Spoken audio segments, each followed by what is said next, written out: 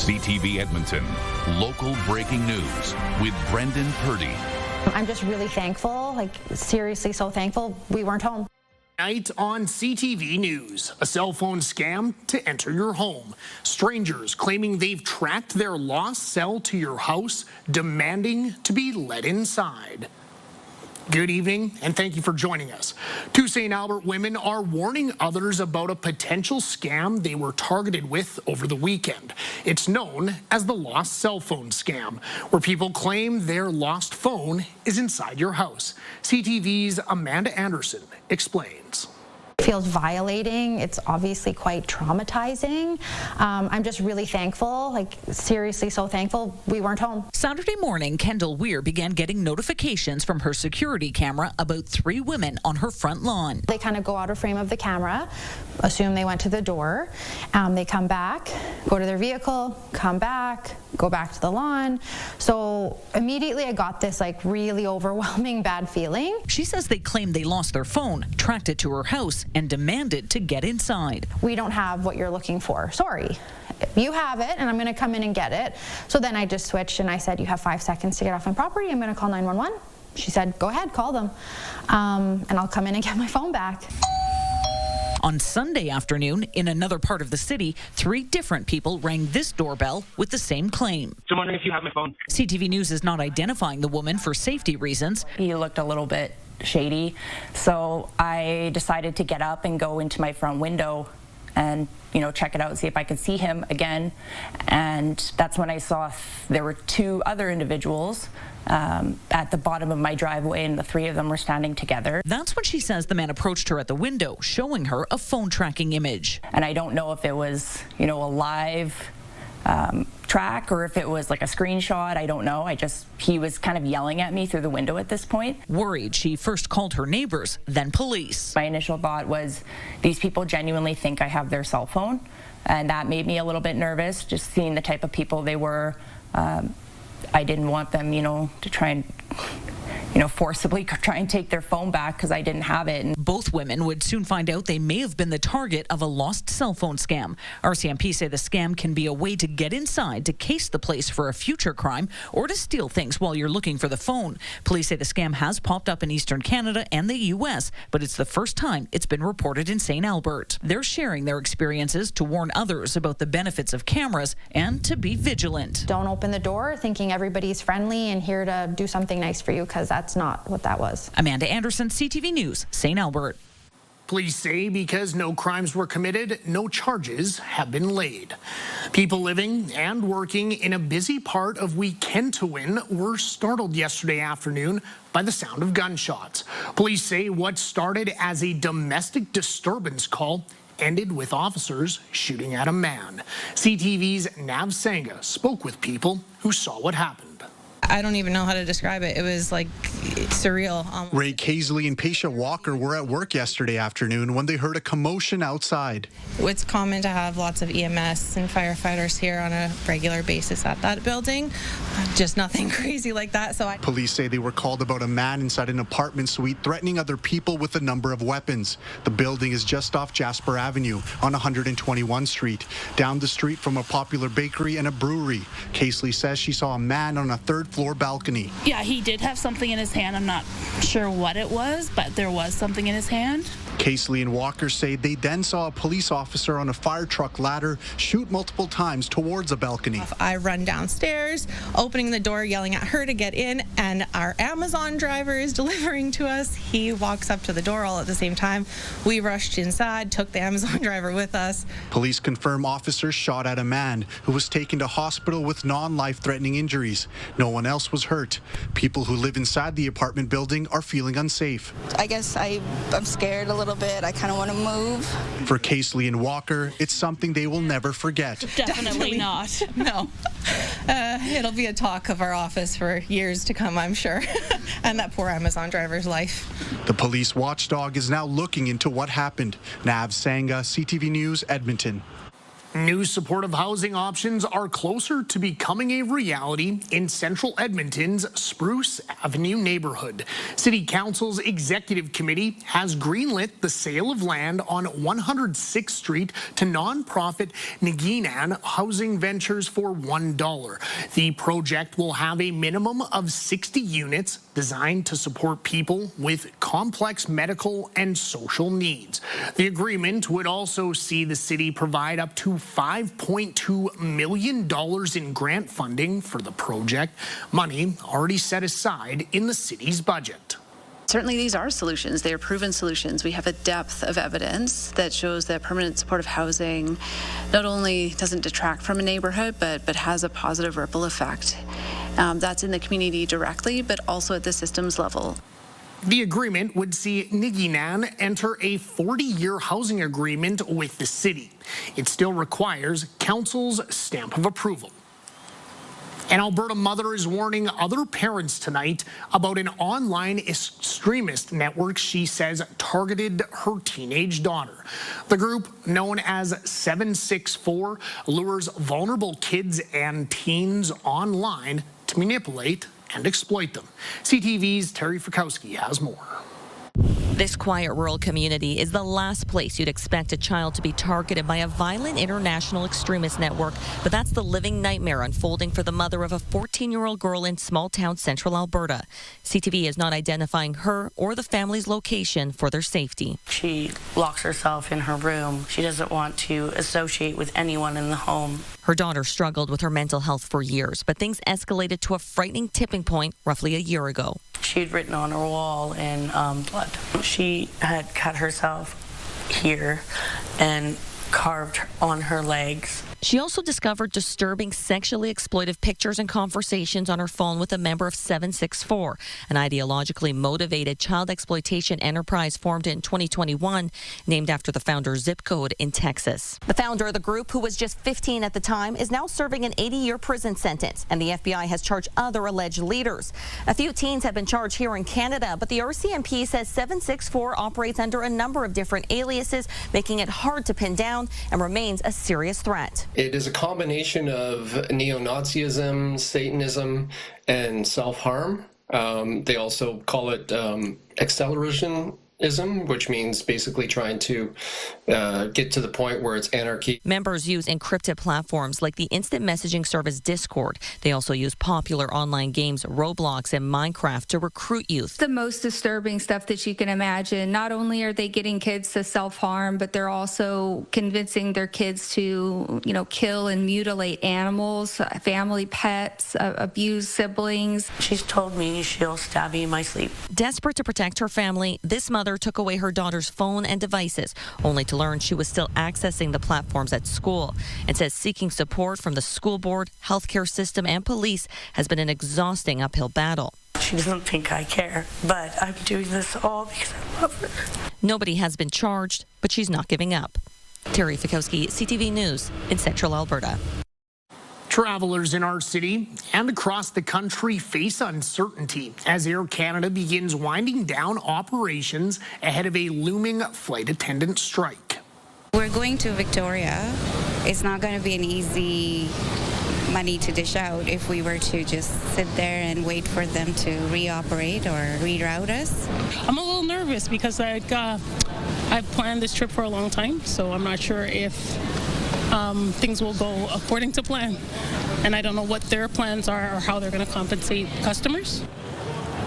Some people leaving Edmonton are rethinking their travel plans after hearing Air Canada and Air Canada Rouge are already canceling flights. The union, representing more than 10,000 flight attendants, gave 72-hour strike notice overnight. Air Canada issued a lockout notice in response. The two sides have been negotiating a new collective agreement since March. Negotiations reached an impasse yesterday after the employer said the union declared binding arbitration. The province is developing new legislation it says will lower car insurance premiums across Alberta. The Insurance Bureau of Canada says it remains to be seen whether the new system will set Albertans up for success. CTV's Connor Hawk has the more. It's a little high. It's probably a little bit too high, especially compared to like other provinces. The cost of car insurance is top of mind at the Collision Reporting Center on Edmonton's south side. Danny Reimer is here after being hit by another driver. He says his insurance bill doesn't reflect his driving record. My monthly insurance fees is pretty high for somebody who's been doing a good job of being safe on the roads, right? The Insurance Bureau of Canada says Albertans pay some of the highest auto insurance premiums in the country.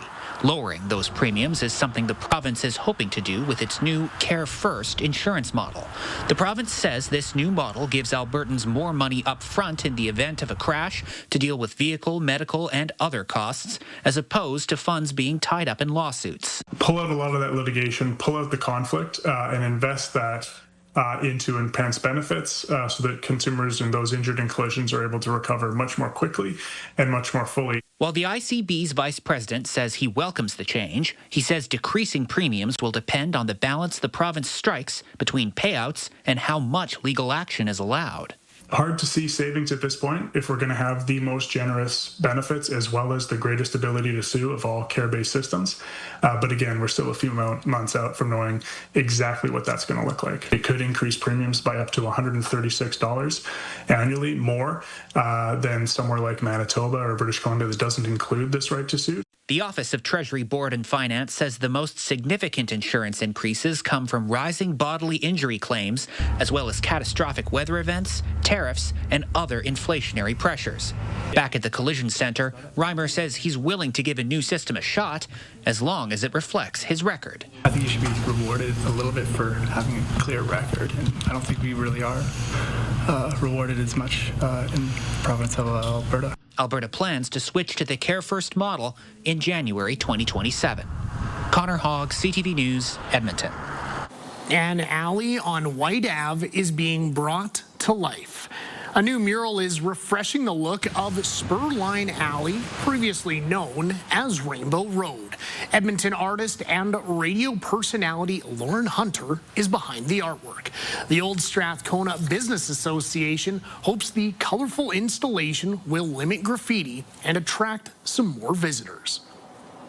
The Edmonton Riverhawks cleaned out their lockers today after being eliminated from the West Coast League playoffs. They obviously wanted to win, but as CTV's Merrick Takash reports, there's still much to celebrate. And the pitch. Bouncing ball down to third. Kirkpatrick with it. Sidearms across the diamond, and that will do it. It's not the ending the Riverhawks and their fans were looking for, losing to the Bellingham Bells 5-2. We wrapped up last night on a Tuesday night with 7,500 fans here cheering the Riverhawks on. Unfortunately, it didn't pan out the way we had hoped, but we still had a great time sending the team off into the offseason. Despite falling short of reaching the championship game, the Riverhawks broke the West Coast League attendance record for a third straight season. It's crazy just looking up after pitching and seeing 8,000 people. It's unreal. The Riverhawks are drawing more fans than some minor league teams affiliated with Major League Baseball. Congestion on the concourse and long wait times for food have been common issues raised by fans this year. There are some things that we need to do to enhance that fan experience even more. We want to talk to the city about park and rides. We want to talk about our kitchen facilities and how we can improve them to decrease those food and beverage lineups rather than seeing them increase. While the lines may be increasing, the prices for tickets will stay the same. One of our calling cards is affordability and accessibility. So we want to keep it affordable and accessible for everybody. So the $20 grandstand ticket is sacred. That's going to be there no matter what. Jake Lanferman is in his third season managing the Riverhawks. He thinks the buzz around the team could generate some interest from Major League affiliates. Down the road, it's definitely a possibility. I think we've seen it in the early 90s, and it's something that could possibly come back. The Riverhawks have had conversations about joining a new league, but nothing appears to be in the works for next season. Merrick Takash, CTV News, Edmonton. Just ahead, we're not in Kansas anymore, Toto. Some local pups audition for the role of a lifetime. Plus, a blood clot breakdown.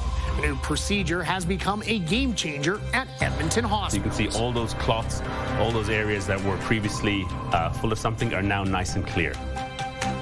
A little bit more sunshine in the forecast for tomorrow as skies will be clearing through the afternoon, but temperatures staying below average and stuck in the mid to upper teens. And then there's some more rain in the forecast for Friday.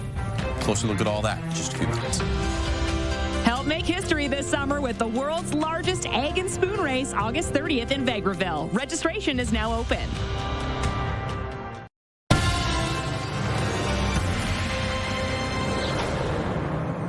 Welcome back. 15 furry hopefuls strolled into a Calgary theater this morning, all vying for the same coveted role in The Wizard of Oz. CTV's Kevin Green has the details. No, we're not in Kansas anymore. We're at the Alberta Theatre Project's auditions room looking for the perfect Toto for its upcoming production of The Wizard of Oz. Like actors, we're looking for dogs who have that it quality, the ability to, number one, be in an ensemble, take orders, commands, do some tricks, maybe have some tricks up their sleeves. Does she bark at all? They're actually looking for 2 Totos for the demanding 8 shows a week during the November to January run. Finding a stage dog is always an exciting part of a show. It's exciting for the director, it's exciting for the whole team, because they really are a part of the company. They're a part of the ensemble. They're also part of the payroll. The gig comes with a contract, a paycheck, and their name in the playbill. Candace Putafant is hoping her Yorkshire Terrier Gypsy makes the cut, saying her pooch is no stranger to pleasing an audience. I've always said that, I think Gypsy has a personality to maybe be a dog model or be in the movies. If whatever happens, I just think, she's got what it takes. Martine Callum brought Kylo, who's already been training, to answer to Toto. It's like he just kind of looks a little like Toto, and we thought he just a chill dog that likes to be carried, and that's kind of Toto, right? And Crystal Cassidy entered Augie, admitting she'll be a bit of a stage dog mum. The experience, I think, would be great. More for me than the dog.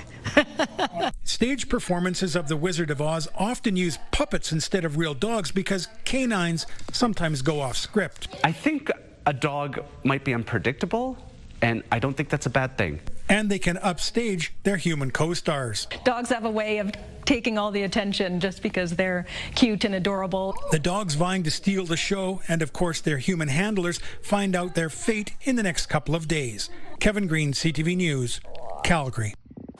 A new blood clot removal procedure introduced earlier this year is now the standard at 3 Edmonton hospitals. As CTV's Miriam Valdez-Carletti reports, doctors and patients say it's become a game changer.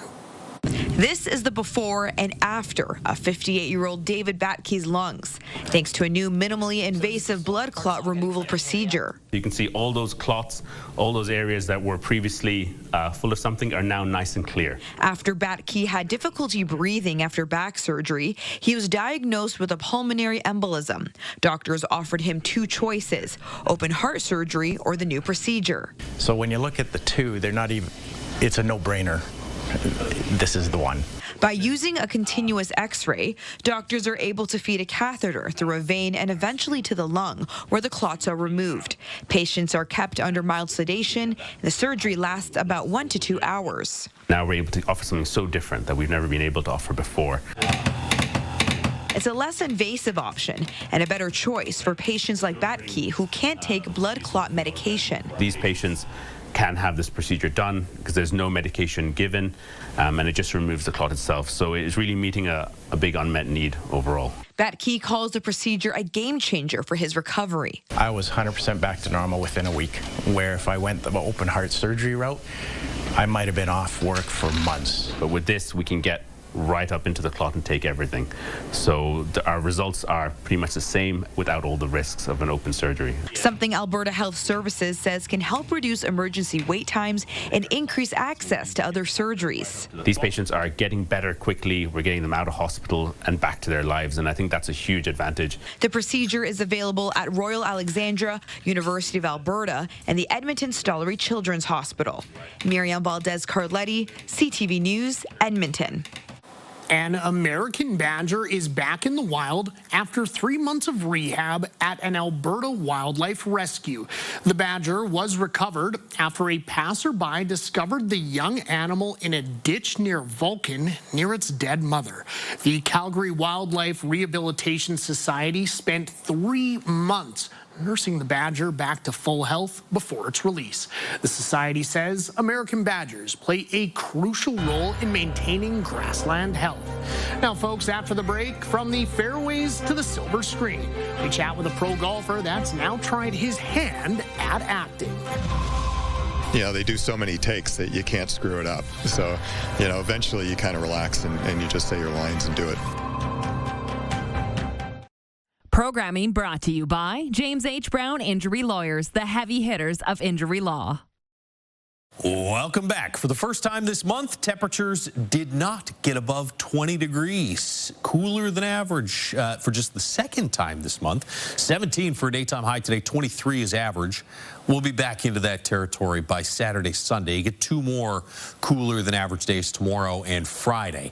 Rain moving out overnight, still coming down tomorrow morning in northeastern Alberta, but just cloudy skies here in the Edmonton area to start, and then some clearing through tomorrow afternoon. So it'll be cool, be a little breezy tomorrow, but at least the sunshine should come back through the afternoon hours. Rain returns on Friday, though. See some showers starting to push in from the southwest through the morning. You get 2 chances on Friday. One midday, so late morning, around lunchtime-ish. Then a break through the afternoon, and then in the evening hours, some more showers roll in from the west-southwest. Maybe not until late Friday evening, but it does look like we'll probably see some rain Friday night. 9 degrees in Fort McMurray tomorrow morning, as well as Red Deer. Be around 11 degrees in the Edmonton area tomorrow morning. Look at these temperatures, 5 to 7 through northwestern Alberta and Jasper. You'll be a bit warmer tomorrow, though, through the afternoon.